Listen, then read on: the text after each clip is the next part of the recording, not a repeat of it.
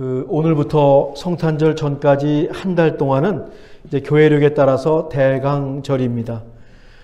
교회력은 예수님의 오심을 기다리는 대강절로 시작을 해요. 교회력에 따르면 오늘부터 이제 새해가 시작되는 겁니다. 대강절에 이어서 성탄절이 있고요. 그 다음에 예수님이 세례받으시고 공생애를 시작하시는 주현절이 있고요. 그 다음에 사순절이 있고, 그 다음에 부활절이 있고, 그 다음에 오순절 성령 강림절 이후로 반년을 저희들이 살아갑니다. 그리고 다시 대강절을 맞습니다. 예수님의 생애와 오순절 성령 강림을 중심으로 교회가 지키는 달력, 철치 캘린더라고 할 수 있습니다. 대강절을 혹자는 대림절이라고도 부르고요. 강림절이라고도 부릅니다. 다 괜찮습니다. 예수님께서 인간의 몸을 입고 세상에 오실 것을 기다린다는 의미에서 전부 맞는 용어입니다. 영어로 애드벤트라고 말을 하죠. 사순절을 가리키는 렌트와 더불어서 이 교회력에서 교회가 지키는 절기 가운데 굉장히 중요한 절기 가운데 하나입니다. 대강절에는 주일마다 촛불을 하나씩 켭니다. 이렇게 4개가 다 켜지면 성탄절을 맞이하는 거지요. 우리가 마음속에 촛불을 하나씩 켜놓으면서 우리 대강절 이 절기를 지냈으면 좋겠습니다. 이렇게 우리는 매년 예수님을 기다리고 마음에 모시는 일을 반복하면서 신앙을 점검하고 키워갑니다.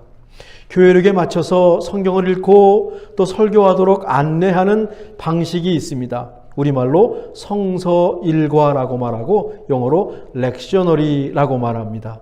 올해 남은 한 달여는 성서일과 렉셔너리에 맞춰서 말씀을 준비하려고 합니다. 이제 그에 앞서서 오늘은 연속 설교 사이에 잠깐 쉬어가는 찬송가 해설 시간입니다. 오늘 살펴볼 찬송가는 549장 내 주여 뜻대로 행하시옵소서. 온 몸과 영혼을 다 주께 드리니 이 세상 고락간 주 인도하시고 큰 근심 중에도 낙심께 마소서. 주님도 때로는 울기도 하셨네. 날 주관하셔서 뜻대로 하소서. 모든 것을 예수님께 맡기기로 고백하고 다짐하는 찬송입니다. 제가 이 찬송을 선택한 이유가 있죠. 지난번 우리 성가대가 이 찬양을 했는데 3절의 마지막 구절이 굉장히 강력하게 제 마음에 훅 들어왔습니다. 3절입니다. 내 주여 뜻대로 행하시옵소서. 내 모든 일들을 다 주께 맡기고 저 천성 향하여 고요히 가리니 살든지 죽든지 뜻대로 하소서. 와. 원래 가사는 주님, 나는 살든지 죽든지 찬송하겠습니다. 그러니 주님 뜻대로 하십시오. 입니다. 살든지 죽든지 찬양하겠다는 고백이 여러분 어찌 쉽습니까? 살든지 죽든지 주님의 뜻대로 해달라는 고백은 이건 더 어렵습니다. 대부분 살려고 기도합니다. 오래오래 축복 가운데 잘 살기를 기도합니다. 그런데 살든지 죽든지 뜻대로 하소서. 이 좋은 세상을 살든지 죽든지 뜻대로 하소서라고 찬양하고 있습니다. 죽어도 하나님을 찬양하고 죽음까지도 하나님께 맡기겠다라고 하는 고백입니다. 이거 대단합니다. 저도 그렇고 우리 예배에서 종종 부르는 찬양인데 말이죠. 지난번 우리 찬양대가 우리 성가대가 찬양할 때 저 마지막 구절 살든지 죽든지 뜻대로 하소서 아주 크게 들렸습니다. 기억하실지 모르겠는데 제가 성가대 찬양이 끝나고 여기 서서 다음번 찬송가 해설은 내 주여 뜻대로로 해야겠습니다 라고 말씀드렸습니다. 오늘이 바로 그날입니다. 내 주여 뜻대로 라고 하는 찬송가 가사를 지으신 분은 벤자민 슈몰크 목사님이십니다.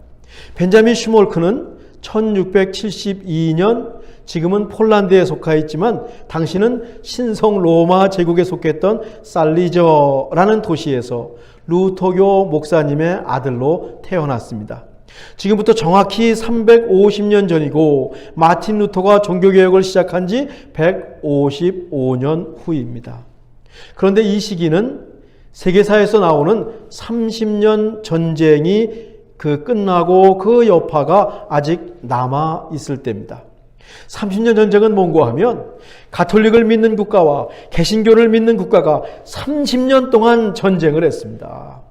800만 명 이상이 목숨을 잃었습니다. 독일의 어떤 마을은 80%가 목숨을 잃었어요. 거의 초토화된 겁니다. 전쟁의 시작은요, 신성 로마 제국 황제 페르디난트 2세가 모든 국가는 가톨릭을 믿어야 한다라는 법을 선포하면서 시작되었습니다. 이 지도자들이 법을 선포하는 것 조심해야 됩니다. 다 이렇게 해야 됩니다라는 법은 정말 안 좋은 법입니다. 개신교를 없애려는 정책입니다. 가만히 있겠습니까? 개신교를 믿는 국가들, 특히 교황이나 황제의 통치에 반대했던 지역 제후들이 반발하기 시작했습니다. 처음에는 가톨릭과 개신교의 종교전쟁으로 시작을 했지만 나중에는 전 유럽으로 퍼져나가면서 정치 권력을 놓고 자그마치 30년을 싸웠습니다. 제가 늘 말씀드리죠. 전쟁하면 누구만 손해입니까? 지도자들 본연이 살아있습니다. 백성들만 손해입니다. 전쟁은 하나님의 뜻이 무조건 아닙니다. 요즘도 친지들끼리 대화를 하다가 정치나 종교 이야기를 하면 둘로 갈라지지요. 끝이 좋지 않다고 하는데 당시 유럽은요, 가톨릭이나 개신교냐를 두고 30년을 싸운 겁니다. 종교와 정치가 합쳐져서 싸우니까 이거는 완전히 진흙탕 싸움이 되어서 30년 동안 싸웠어요. 오늘날도 기독교와 이슬람, 유대교와 이슬람과 같은 종교 분쟁이 있습니다. 조심해야 합니다.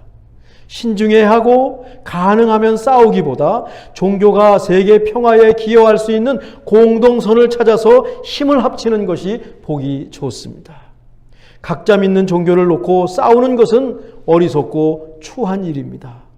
역사의 그림자, 역사의 어두운 면을 늘 반면교사 삼고 지금이라도 잘못한 것은 잘못했습니다 라고 말하면서 사과하고 고쳐나가는 것이 바람직하겠죠.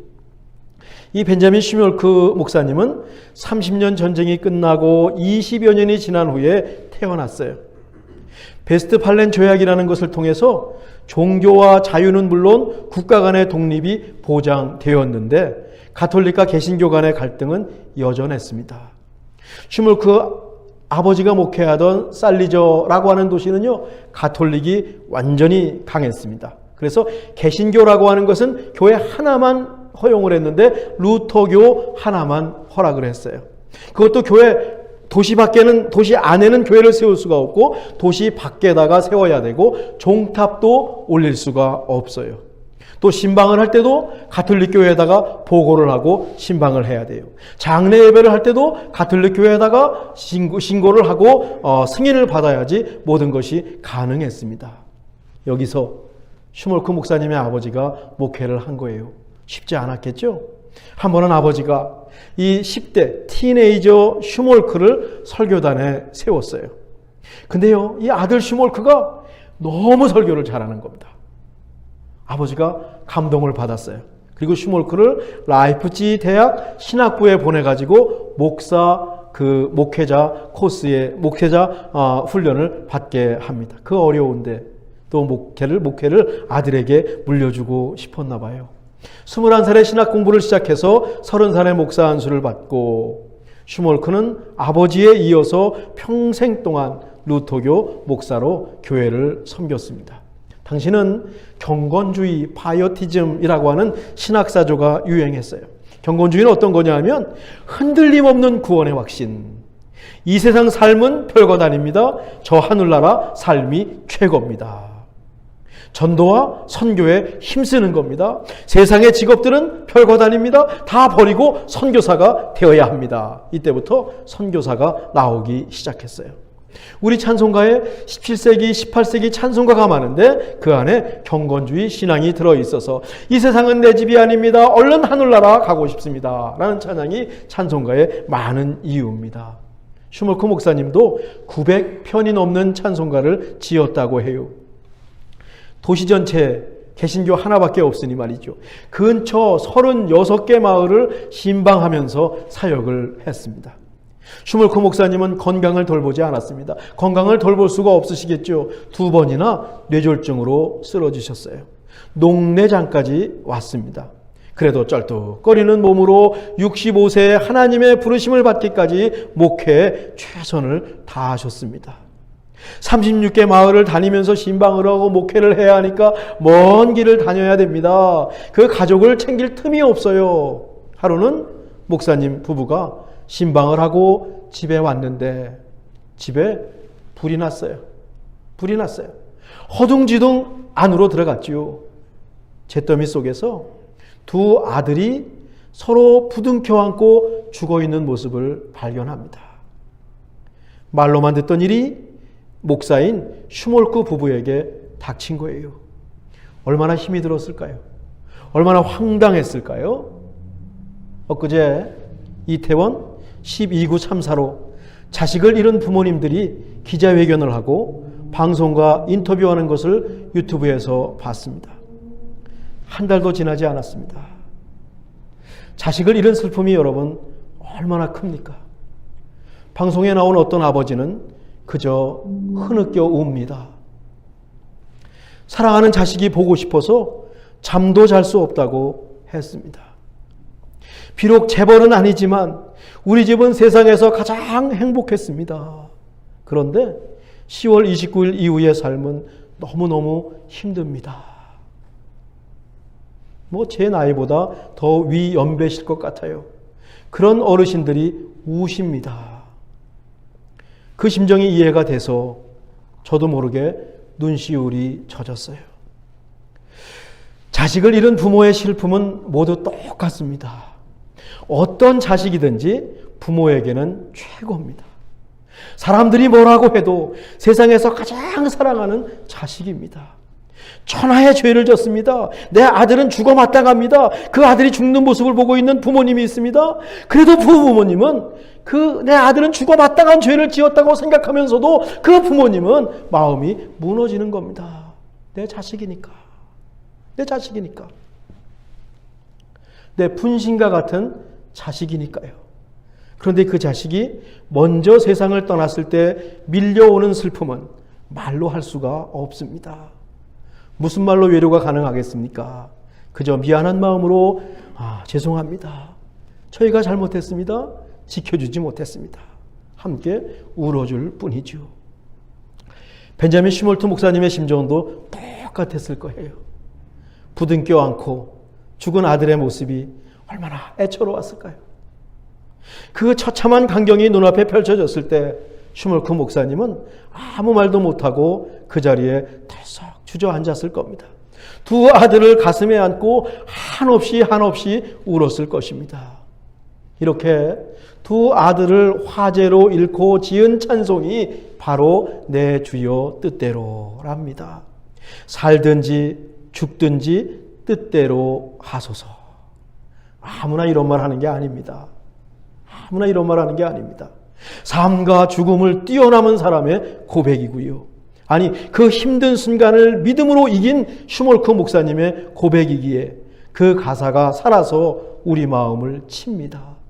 살든지 죽든지 뜻대로 하소서. 찬송가에 얽힌 사연을 알고 나니까요, 이 찬송가가 더 은혜로웠어요. 참 감동입니다. 찬송가에 곡조 있죠. 내 주여 뜻대로. 이 곡조는 홀브루크라는 분이 1862년에 곡을 붙였는데 어디서 갖고 왔냐면 독일 낭만주의를 대표하는 베버의 오페라 마탄의 사수 서곡에서 갖고 왔습니다. 홀은 삼중주, 짧은 곡이 바로 내 주여 뜻대로 곡이에요. 마탄의 사수, 마탄, 마법의 탄환이란 뜻입니다. 마법의 화살이란 뜻입니다. 사수는 사냥꾼이죠. 이 오페라에 사냥꾼의 합창이 나옵니다. 여러분 혹시 들으시면 아 이거구나 라고 아실 수 있을 겁니다. 그러니까 마탄의 사수는요, 마법의 화살을 쏘는 사수, 마법의 화살을 쏘는 사냥꾼이라는 뜻입니다. 마자가 있지 않습니까? 악마가 시키는 대로 화살이 날아가요. 사냥꾼이 그 화살을 통제할 수가 없어요. 그래서 마법의 화살입니다.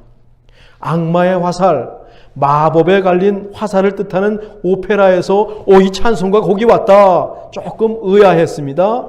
근데 한 걸음만 생각해 보니까 슈몰크 목사님은 모든 것이 자기 뜻대로 이루어질 수 없음을 경험했습니다.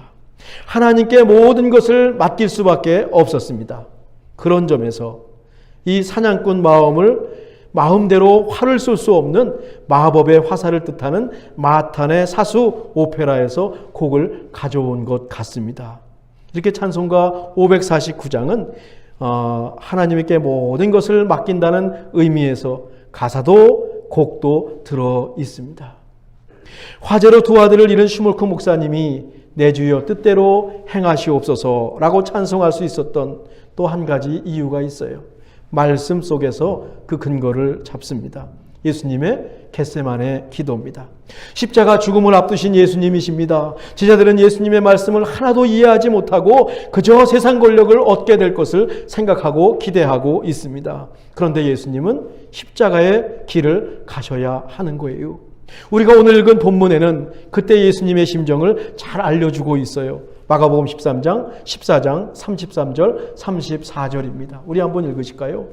베드로와 야고보와 요한을 데리고 가실새 심히 놀라시며 슬퍼하사 말씀하시되 내 마음이 심히 고민하여 죽게 되었으니 너희는 여기 머물러 깨어있으라 하시고 심히 놀라시며 슬퍼하사 십자가의 길이 평범한 것이 아닙니다.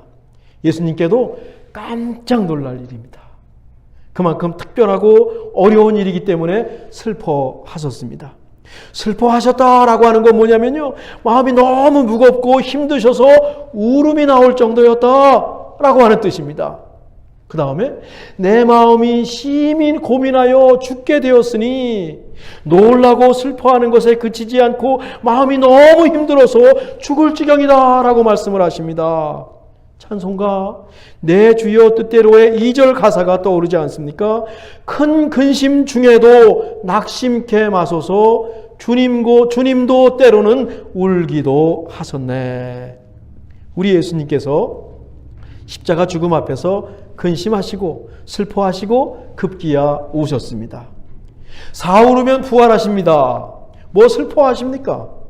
웃으면서 태연하게 죽음의 길을 가실 수 있습니다. 한 손으로 십자가 번쩍 들고 칼보리 언덕 올라갈 수 있습니다. 의기양양하게 십자가에 죽을 수 있습니다. 솔직히 제자들과 당시 사람들은 예수님이 그렇게 하시길 기대했습니다. 우리가 예수님을 믿으면서 만수무강을 기대하는 것과 비슷합니다. 우리가 예수님을 믿으면서 이 어려운 것 한 손으로 번쩍 들고 가게 해주십시오 라고 기도하는 것과 비슷합니다. 예수 믿는 것 만만하지가 않습니다. 그런데 예수님은 근심하셨고 슬퍼하셨고 죽을 정도로 힘들어 하셨습니다. 쩔쩔매셨습니다. 우셨습니다.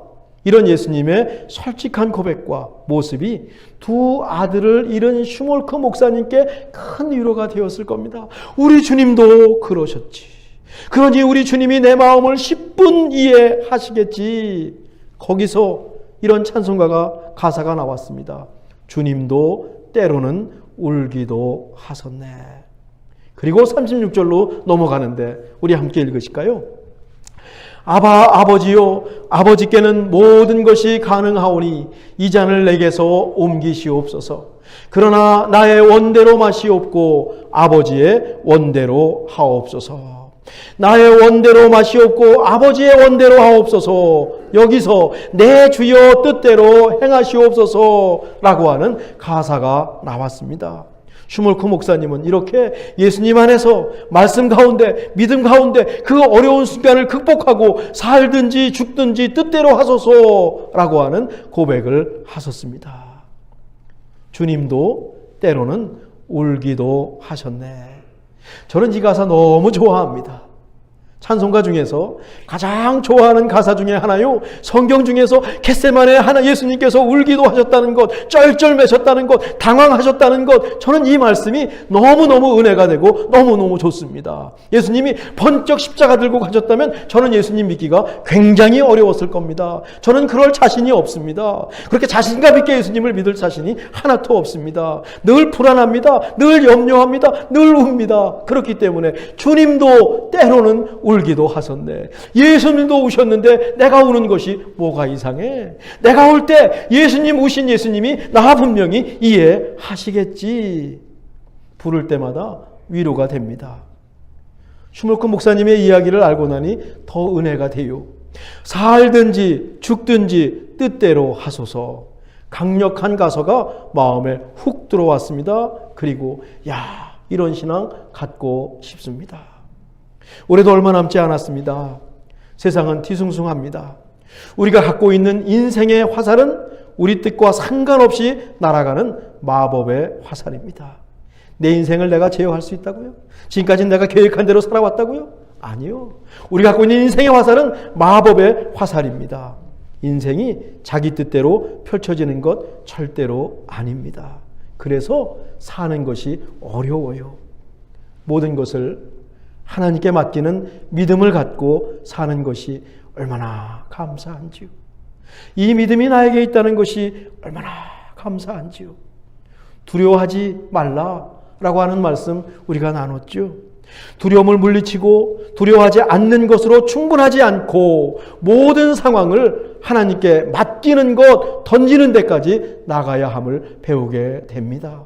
두려움이 몰려옵니까? 스탑! 두려워하지 말라. 그 다음에 하나님께 맡기는 겁니다. 살든지 죽든지 뜻대로 하십시오. 와, 강력한 믿음입니다. 강력한 고백입니다. 이렇게 살면 겁날 것이 없겠습니다. 내 주여 뜻대로 행하시옵소서. 날 주관하셔서 뜻대로 하소서. 고백하고 찬송하기 원합니다. 그러나 나의 원대로 마시옵고 아버지의 원대로 하옵소서. 예수님의 겟세마네 기도도 마음 한중심에 꼭 간직하기 원합니다. 기도하겠습니다.